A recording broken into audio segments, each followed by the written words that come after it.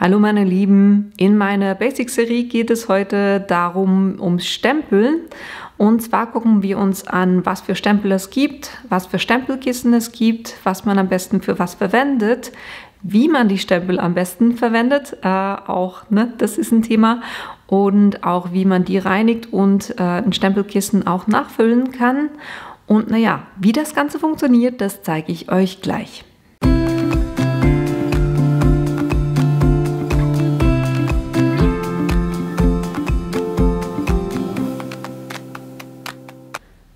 Fangen wir zuerst mal an mit den Stempeln. Und zwar starte ich hier mit dem Stempel, der auf einem Holzblock ist. Das Thema ist das Material, und das ist hier so ein süßer Bär, ne? Das Material ist so Red Rubber, nennt sich das, und da drunter hat es auch so ein Kissen, ein Schaumstoffkissen, und dadurch werden diese Abdrücke eigentlich sehr gut, aber ihr habt das Thema, dass ihr seht nicht, wo ihr hinstempelt. Ihr könnt es nur einigermaßen erahnen. Und das ist jetzt ein kleiner Stempel, aber je nach Größe, ne, ihr habt auf jedem einzelnen Stempel habt ihr so einen Holzblock drauf und das nimmt euch halt sehr viel Platz weg. Von dem her, ich bin kein großer Fan von Holzstempeln, einfach aus diesen beiden Gründen. Und habe da wirklich nur Einzelteile, wo ich einfach sagte, oh, das ist so süß, das muss ich haben. Es gibt auch noch Kling-Stamps. Die sehen eigentlich so aus wie praktisch wie dieser Stempelaufsatz hier, einfach ohne den Holzblock. Ich habe keinen davon, deshalb kann ich euch das auch nicht zeigen. Bei dem müsst ihr auch dann mit Acrylblöcken arbeiten, wo ihr den dann draufklebt und mit dem arbeitet. Aber ihr habt hier auch das Thema, dadurch, dass das dann gefärbt ist, ihr seht nicht durch, wo ihr stempelt. Und ja, auch da, die sind dann auch ein bisschen dicker. Was ich am häufigsten verwende, sind effektiv Clear Stamps. Und Clear im Sinne von, ich sehe durch die Stempel, und da gibt es zwei verschiedene Arten. Das eine sind die Stempel, ich nehme an, das ist Silikon, und das andere sind die aus Polymeracryl gemacht sind. Und wie merkt ihr den Unterschied? Bei denjenigen, die aus Gummi, Silikon, was auch immer gemacht sind, die geben effektiv, wenn ihr da drauf drückt, geben die nach. Und ihr könnt da echt auch dran ziehen, also die sind auch schon sehr elastisch. Das sind in der Regel die Silikon-Stempel, und bei den Polyacryl merkt ihr, nehmen wir hier kurz den großen, dass die wenn ihr da drauf drückt, geben die eigentlich praktisch nicht, sie geben ein bisschen nach, aber praktisch nicht, und sind auch nicht so elastisch wie die anderen Stempel. Hier wie auch immer, es gibt kein richtig und falsch. Es ist einfach für das Ergebnis, was ihr haben wollt, müsst ihr so ein bisschen wissen, mit was ihr arbeitet, damit es dann auch richtig anwendet. Der größte Teil meiner Stempel sind effektiv die Silikonstempel, auch wenn es heißt, dass die Polyacryl eigentlich eine bessere Qualität haben. Aber naja, ist halt einfach so, wenn man die online bestellt, meistens sind es halt Silikonstempel. Bei diesen Clear Stamps, also da arbeitet ihr auch mit dem Acrylblock, das heißt, ihr nehmt den Stempel, macht den auf den Acrylblock drauf und der sitzt dann da auch fest, und dann könnt ihr das ins Stempelkisten tunken und so stempeln. Clear Stamps deshalb, weil ihr seht durch. Das heißt, ihr seht genau, wo ihr das Element hinstempelt, und das ist einer der Gründe, warum ich die so gerne mag. Das andere ist platzsparend, ne? Also ich habe hier 1, 2, 3, 4, 5, 6, 7, 8, 9, 10, 11 Stempel.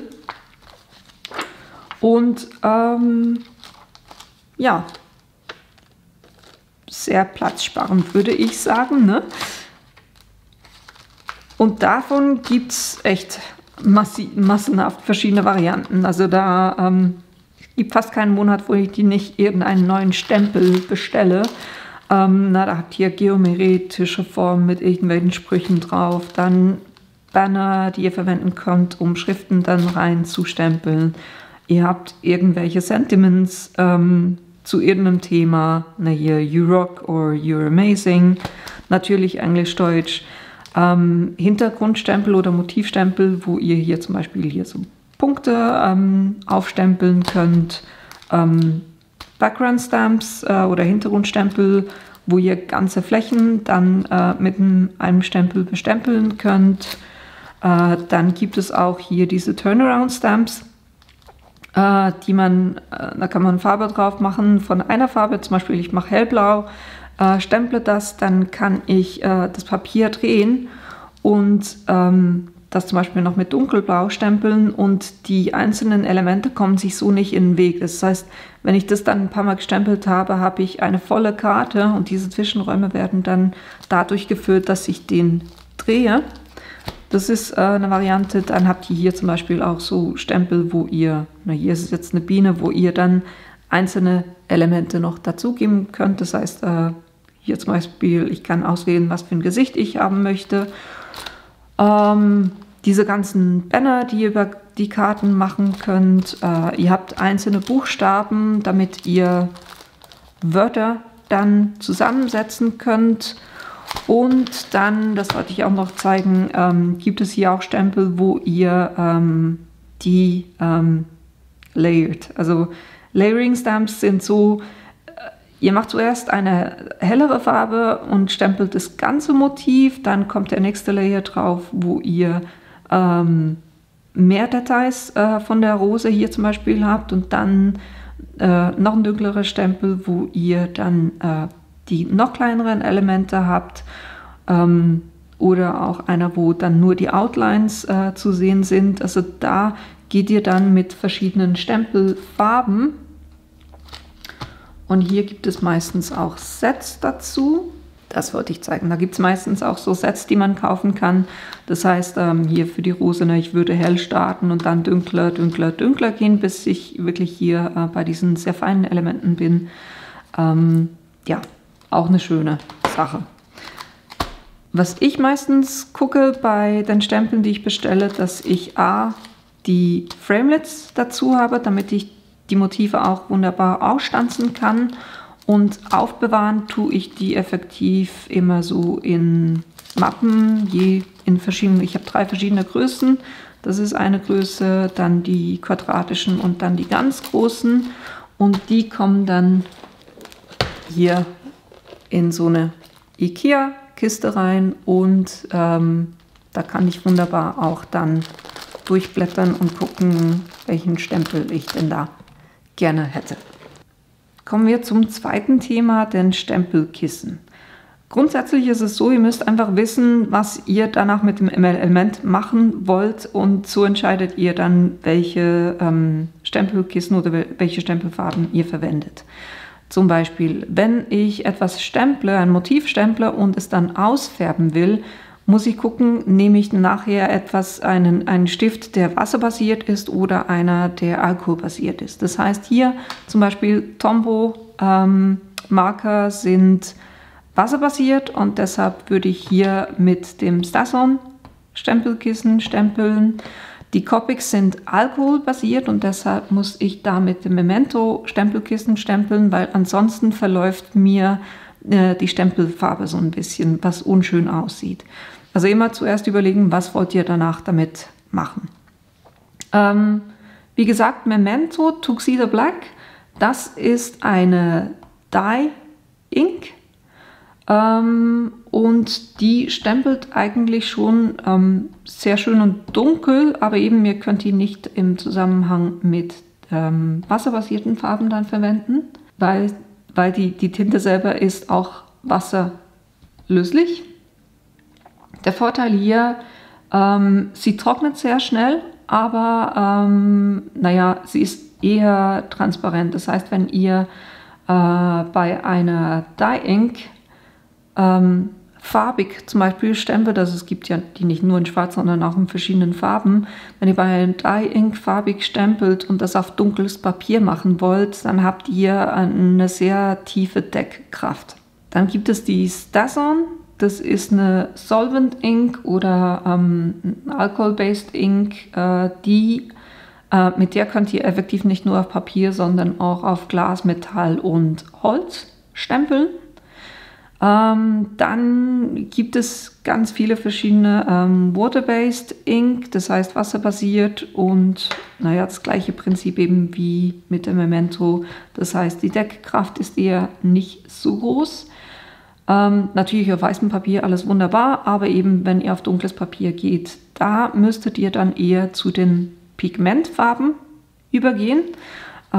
Hier eines zum Beispiel auch von STAZON, die Cotton White, das ist Pigment. Oder hier diese kleinen von Vendetto Home, wo ihr dann effektiv damit auch auf dunklem Papier stempeln könnt. Also je höher der Pigmentanteil der Farbe ist, desto besser deckt ihr natürlich auch und somit könnt ihr die dann auch auf dunklem Papier verwenden. Was es auch noch gibt, Distress Ink, die habe ich euch gezeigt. Das ist, die wird häufig verwendet, um Papier zu distressen. Das zeige ich euch gleich noch, wie das gemacht wird. Es gibt auch noch die Embossing Stempelkissen. Das ist effektiv, also da sieht man gar nichts. Ne? Das ist einfach so eine etwas klebrige Flüssigkeit, die fürs Heat Embossing verwendet wird. Hier dann mit so einem Pulver. Was ihr auch machen könnt, um zu stempeln, ist effektiv, ihr könnt den Stempel, wenn ihr jetzt einen Stempel nehmt, ihr könnt den auch mit einem Marker einfach kurz anfärben und so stempeln. Auch das geht. Jetzt nicht die effektivste Variante zu stempeln, aber nur zum Sagen, es funktioniert. Das heißt, wenn ihr irgendwo mal eine Farbe, genau die Farbe braucht, die ihr als Stempelkissen nicht habt, aber als Stift habt, dann könnt ihr auch so stempeln. Wichtig beim Stempeln ist die Beschaffenheit des Kissens. Ich zeige euch kurz zum Beispiel hier von der Cotton White. Das Stempelkissen ist effektiv, wenn ich hier jetzt reindrücke, dann seht ihr, das gibt komplett nach. Das ist eine Variante von einem Stempelkissen. Einige hier kurz noch den Lineal nicht, damit ich mit dem Weiß in die Schwarze reingehe. Oder ich drehe den Lineal, das geht auch. Dann wollte ich euch ein anderes zeigen, hier zum Beispiel die Memento. Komplett anderes Stempelkissen, weil wenn ich hier drauf drücke, dann passiert gar nichts.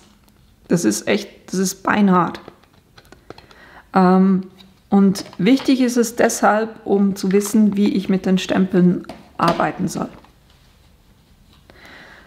Weil je mehr mir der Stempel beim Stempeln ins Stempelkissen versinkt, desto mehr Farbe nimmt er A rundherum auf oder auch auf den Linien. Von dem her, ich zeige euch dann kurz die Unterschiede, wie das aussieht. Und ich würde sagen, anstatt dass ich hier in Theorie rede, zeige ich euch auch kurz, wie man stempelt und was ihr dabei beachten müsst. Ich nehme jetzt hier gleich die beiden Stempel, die ich am Anfang gezeigt hatte, ne? Der Silikon ist und der Polymeracryl oder wie auch immer das heißt. Und ziehe den hier zum Beispiel kurz auf einen Block auf. Und hier nehme ich noch einen kleinen und ziehe den auf den Block auf. Stempelblöcke gibt es effektiv in verschiedensten Formen und Größen. Ihr könnt runde haben, ihr könnt viereckige haben. Hier seht ihr mal 3 Größen, das sind die ganz kleinen. Wenn ich kleine Elemente habe, geht es fast einfacher mit diesen kleinen.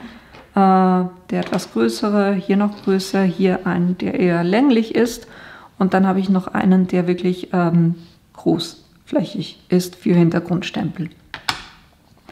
Was ich hier gut finde an dem ist, dass ich effektiv hier die Linien drauf habe. Das heißt, es ist für mich dann ein bisschen einfacher, auf ein Papier gerade drauf zu stempeln und eben aufziehen. Ne? Ihr nehmt den einfach weg. Dort, wo das Muster ist, das kommt logischerweise,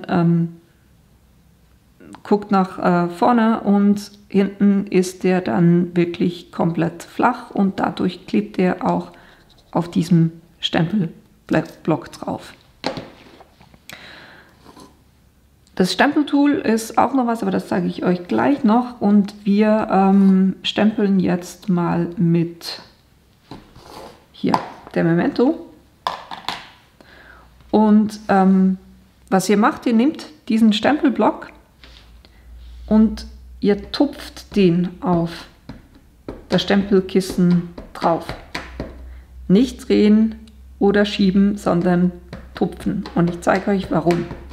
Na, ich stemple jetzt das einfach mal. Und lasst wirklich, das ist Anfängerfehler Nummer 1, dass man kurz stempelt und dann wieder wegzieht. Lasst den kurz sitzen, damit die Stempelfarbe auch einziehen kann. So, das ist ein Stempel. Wenn ich da jetzt versuche irgendwie drüber zu reiben, tut mir schon weh, wenn ich es mache, und dann stemple, dann ist es zwar satter von der Farbe her, aber ihr seht es jetzt hier nicht so, aber der nimmt dann effektiv, der schiebt dann die Farbe vor sich her und fängt hier auf dem Kissen an, die Farbe zu sammeln und dadurch kriegt ihr viel weniger klare Linien. Nur kurz dazwischen, ich reinige effektiv die Stempel immer hier kurz mit einem Baby Wipe und lege dann das auch jeweils in so eine kleine Box rein, weil wenn das nicht an der also an der Luft liegt, dann trocknet mir das auch weniger schnell aus. So. Und dann stempeln wir kurz auch noch mit der StarZone.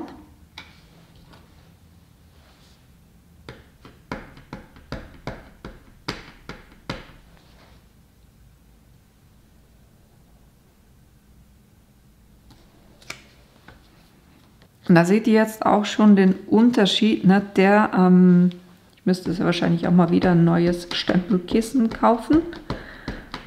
Die reichen bei mir bei der Menge, die ich stemple, so ein halbes Jahr, 3/4 Jahr und dann ist auch schon wieder fertig.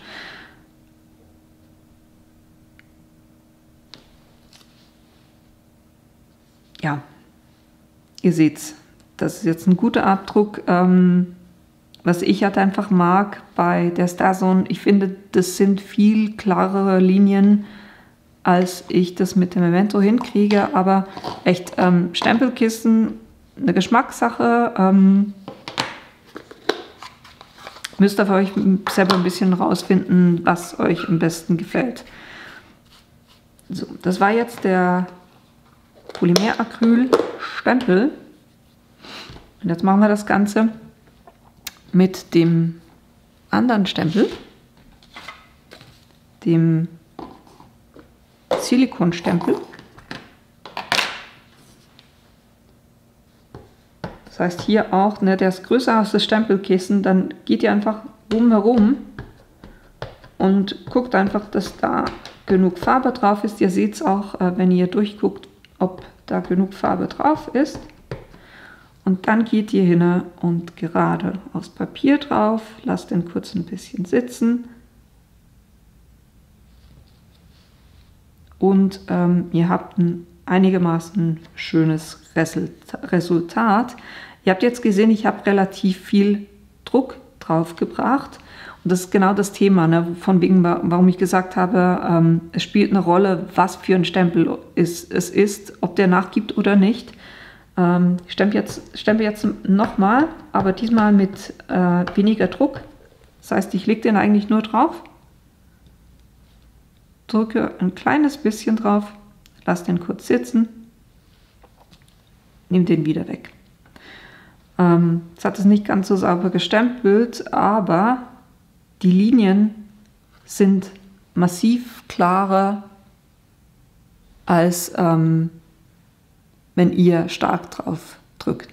Das heißt, wenn ihr bei diesen Silikonstempeln stark drauf drückt, dann verbiegt sich so dieser Stempel fast ein bisschen und hat eine größere Fläche dann, wo es stempelt. Also da müsst ihr wirklich drauf gucken, wo ihr ein gutes Resultat kriegt. Ich mache jetzt kurz noch den Fehler von wegen hin und her reiben. Ne? Ich reibe den jetzt hier auf diesem Stempelkissen kurz ein bisschen hin und her und stempel nochmal. Dann seht ihr genau diesen Effekt, ne, hier zum Beispiel. Da hat es dann einfach die Stempelfarbe vor sich her geschoben und dann kriegt ihr echt eben gewellte Linien, weil das diese Farbe wirklich wie quasi in die Ränder reinschiebt. Um euch diesen Effekt noch ein bisschen besser zu zeigen und auch die Sache von wegen Pigmentfarbe, gehen wir über zur Cotton White.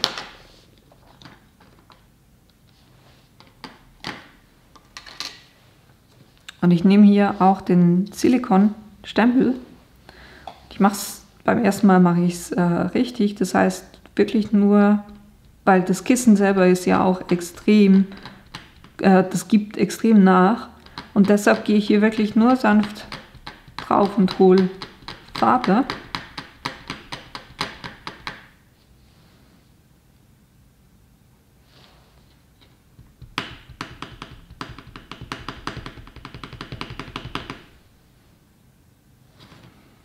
Dann gehe ich auf das dunkle Papier,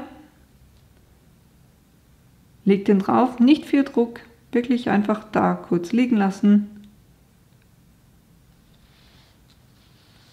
Und dann habt ihr hier schöne, klare, feine Linien. Ich stemple das jetzt mal nochmal mit viel Druck.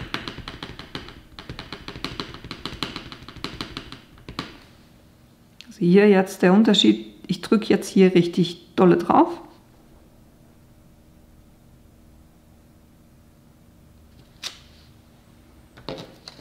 Jetzt habe ich zwar mehr Farbe drauf, aber die Linien sind auch massiv breiter und es drückt so wie die Farbe fast ein bisschen weg. Noch schlimmer, wenn ich jetzt diesen Stempel nehme, der eh schon gummig ist, und dieses Stempelkissen, was auch sehr stark nachgibt, und jetzt anfange hier drauf herum zu reiben,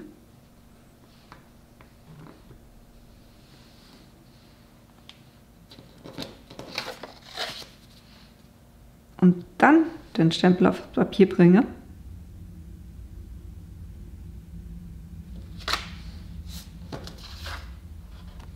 dann seht ihr hier die Linien, ist es fast so, als dort, wo die Linie eigentlich sein sollte, ist fast keine Farbe. Die hat es wie weggedrückt und dafür sind dann die Linien eher breiter, als das bei diesem filigranen Stempel eigentlich sein sollte. Also hier wirklich wichtig zu gucken, was habe ich für ein Stempelkissen, die Beschaffenheit des Stempelkissens plus welche Beschaffenheit hat mein Stempel und dementsprechend dann auch Farbe aufnehmen und auch den Druck auf das Papier anpassen. Pigmentfarbe, wichtig, dass ihr da sofort immer auch putzt, weil die bleibt dann ansonsten euch echt auf dem Stempel liegen und dann bringt ihr die nur mühsam wieder weg. Also hier direkt nach dem Stempeln den Stempel reinigen.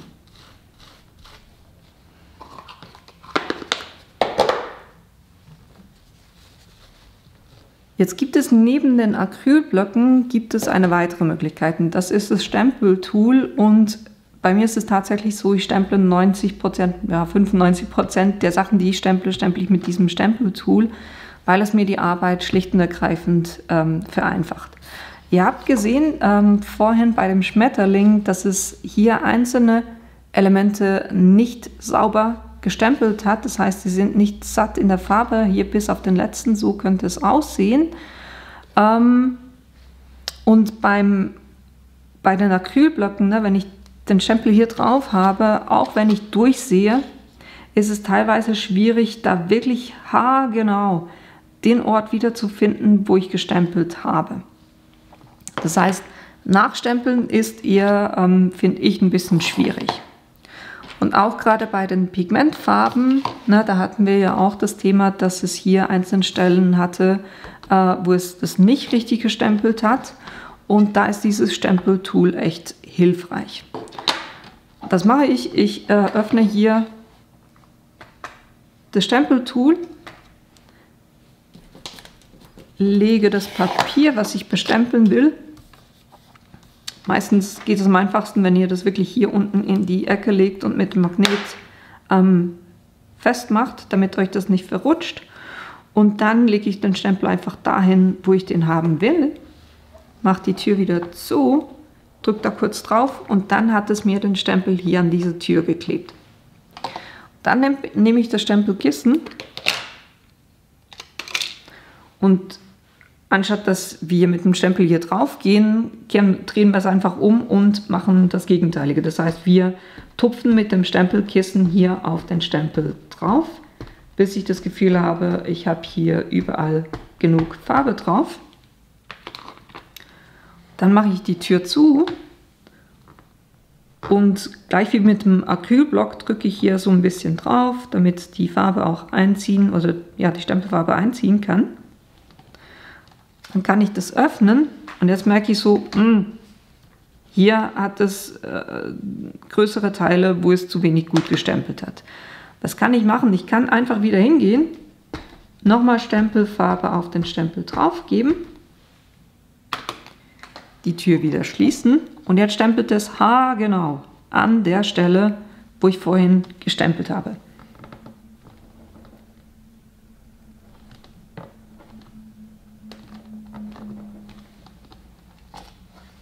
Wieder aufmachen und ihr seht wirklich, es ist selbst bei diesen filigranen Fühlern und ich habe jetzt immer noch Stellen, wo es nicht richtig gestempelt hat. Ich sage euch, das ist keiner meiner Lieblingsstempel. Das heißt, ich gehe nochmal ein drittes Mal hin und immer wieder gucken. Ne? Ich hatte das Papier beim ersten Mal hier schön in der Ecke drin und da schiebe ich es auch immer wieder hin. Ne?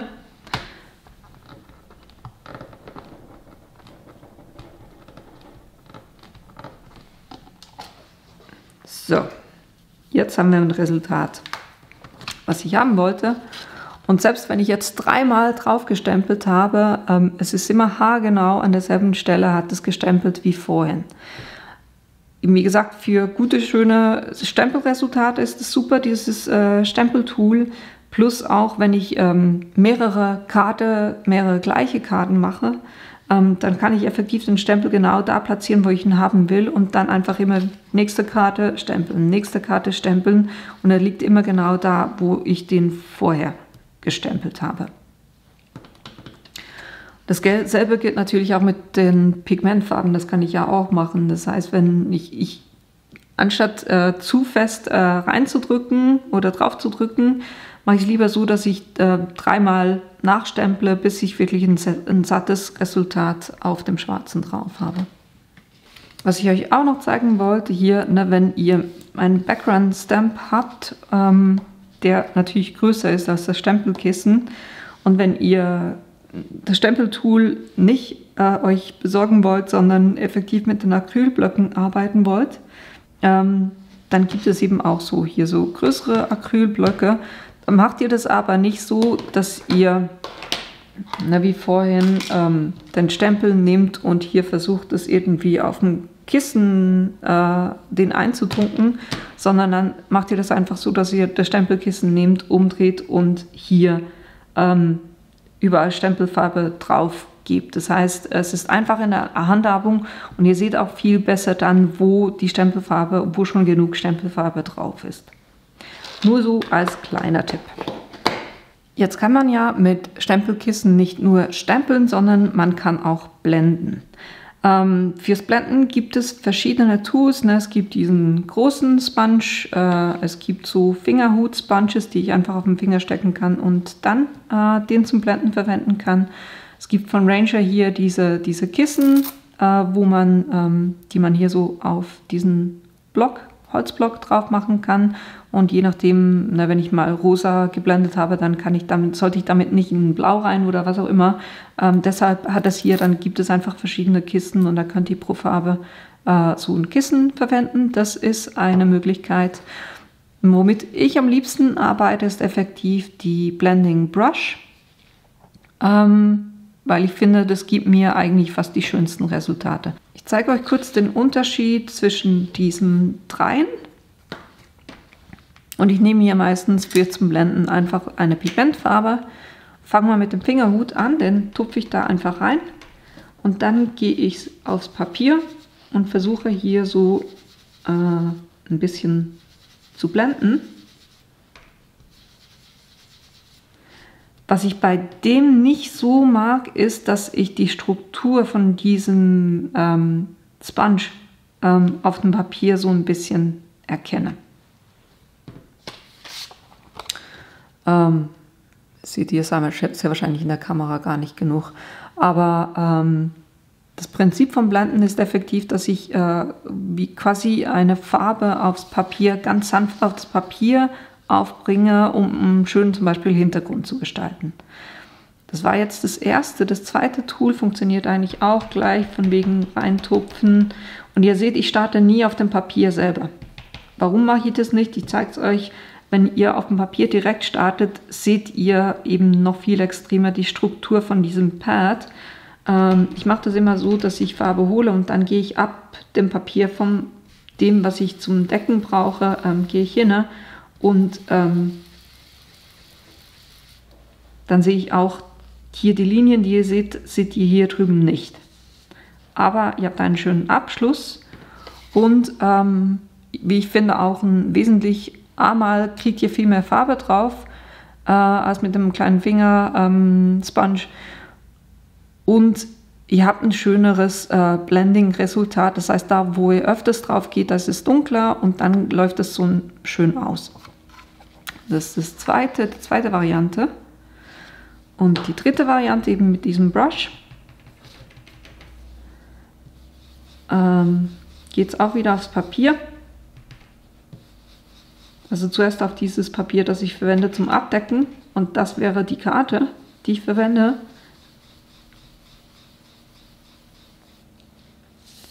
So. Ich persönlich, aber man sieht es fast nicht jetzt auf der Kamera, das ist wirklich Geschmackssache. Die Brush hat noch ein bisschen ein feineres Resultat als dieses Blending Tool von Ranger. Hier sehe ich noch ein bisschen mehr von der Struktur des Papiers. Hier, das drückt halt einfach die Farbe viel besser ins Papier rein, dadurch, dass es eine Bürste ist. Von dem her mag ich eigentlich diese Resultate besser, aber das ist eigentlich das Prinzip vom Blenden. Das heißt, ihr verwendet irgendein Tool, was euch am liebsten ist, geht mit der Stempelfarbe hin und verteilt die Farbe so auf dem Papier und könnt zum Beispiel schöne Linien bilden. Wofür ihr das auch verwendet, ist jetzt nicht wirklich eine schöne Wolke. Ich habe kurz ein bisschen Papier ausgeschnitten, um euch das zu zeigen.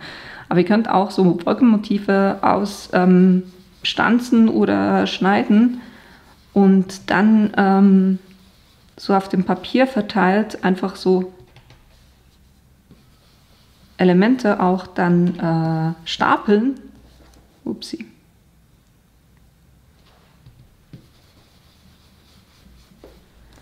Da kriegt ihr dann wunderbar so einen Effekt, wo ihr diese Elemente auch schön auf der Karte verteilen könnt.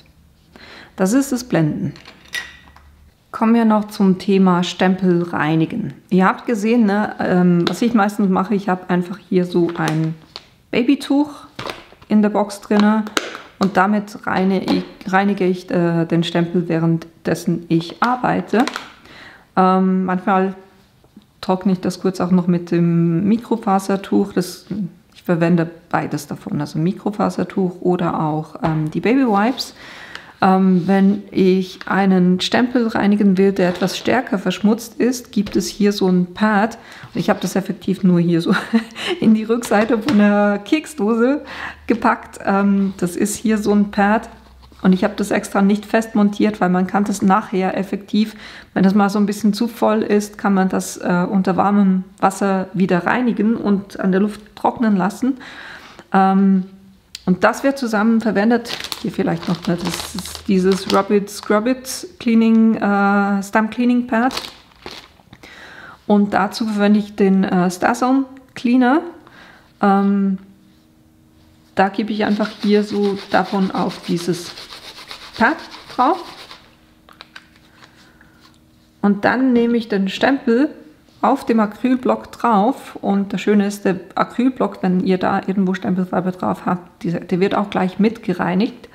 Und reibe den dann hier über dieses Pad.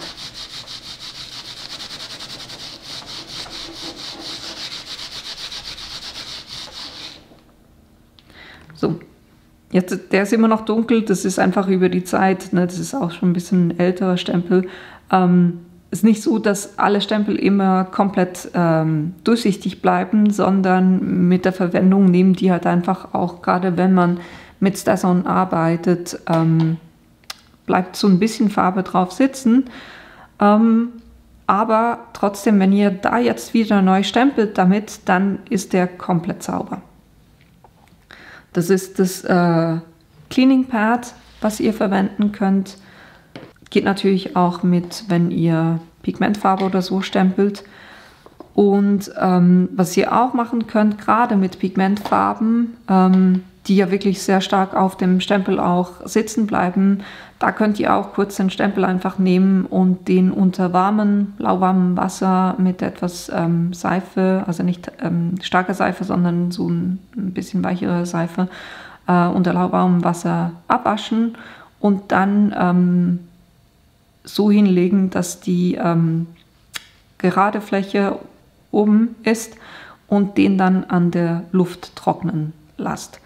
Dasselbe gilt auch, ne, wenn ihr hier, wenn euch der Stempel, ne, der klebt ja an diesem Stempelblock und wenn ihr das Problem habt, dass der nicht mehr gut haftet, dann auch mit lauwarmem Wasser und etwas Seife abputzen, Luft trocknen lassen und dann klebt er wieder wie vorher.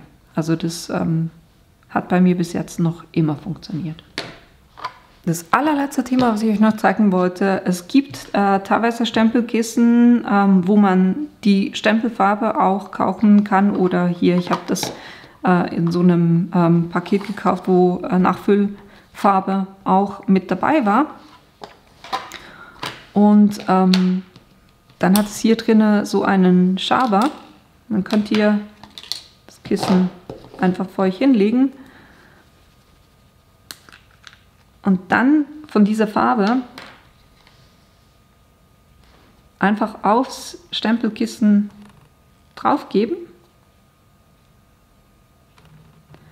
Und ihr seht dann auch, die versinkt so ein bisschen im Kissen drin. Die bleibt nicht drauf liegen, sondern nach und nach versinkt die so ein bisschen in diesem Kissen drin. Und das heißt, da könnt ihr gut wirklich satt Farbe reingeben. Ich gebe jetzt nicht zu viel, weil ich das kürzlich erst gerade befüllt habe. Dann verschließt ihr das wieder gut und dann nehmt ihr diesen Schaber und streicht die Farbe hier noch mehr ins Kissen mit rein.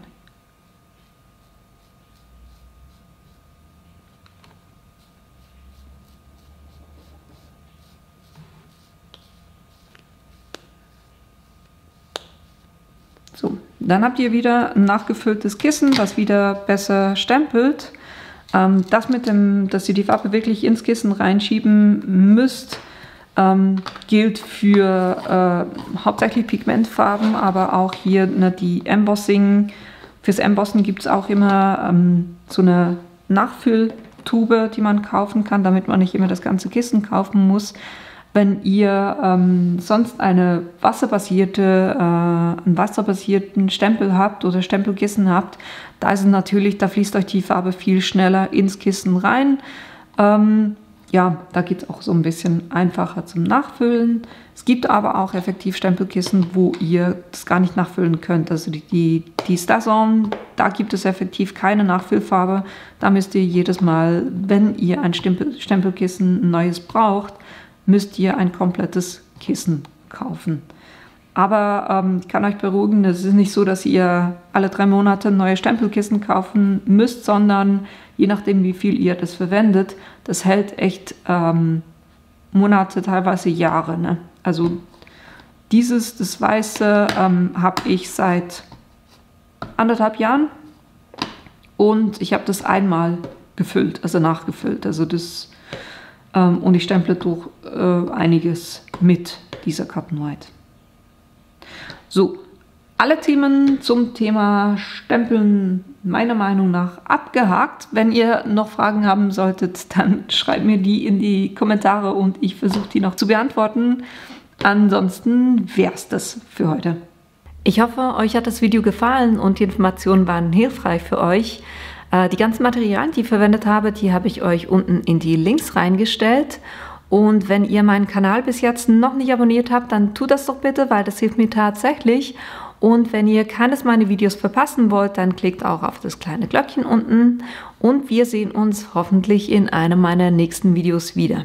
Bis bald!